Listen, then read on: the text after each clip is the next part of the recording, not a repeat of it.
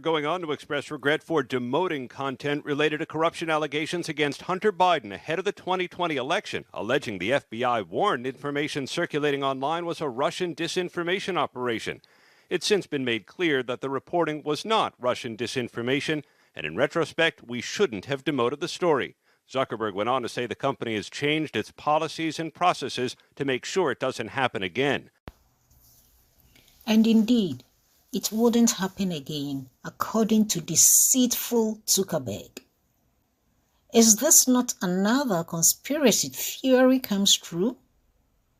Obviously, hypocrisy, lies, and deceit has become some specialized DNA in American institutions. They wouldn't even recognize it if it were biting them in their faces. Hello and welcome again to the Edgy Politics Podcast. Geopolitical Queen here with today's episode on how some big tech companies like Meta deceive the world with lies, bias, and deceit to suit their narratives.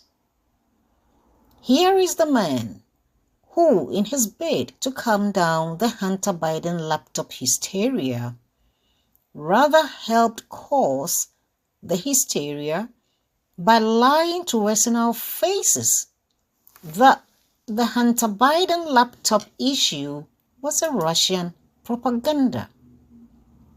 What a media crime. After almost 4 years, this man still takes the majority of the world's population to be chumps with short memories. Thus, he, the shameless righteous one, has the nerves and the God-given rights to educate us on propaganda, and is, as such, banning Russia today from its platforms. What an insult to the civilized people of the world. Listen to his BS again. Facebook owner Meta announced on Monday that it is banning Russian state media from its platforms. That includes RT and Rossiya Segodnya, with the company citing deceptive tactics used to carry out covert influence operations online. The ban marks a sharp escalation from the world's biggest social media company against Russian state media. Until now, Meta only limited ad capabilities and reduced the reach of their posts. In a statement, Meta said, quote, "After careful consideration, we expanded our ongoing enforcement against Russian state media outlets. Rossiya Segodnya, RT and other related entities are now banned from our apps globally for foreign interference activity." It also said enforcement of the ban would roll out over the coming days. Meta's apps also include Instagram, WhatsApp and Threads. The decision follows the US filing money laundering charges against 2 RT employees. Washington alleges the two hired an American company to produce content aimed at influencing the 2024 presidential election. Days ago, Secretary of State Antony Blinken equated RT's activities to covert intelligence operations.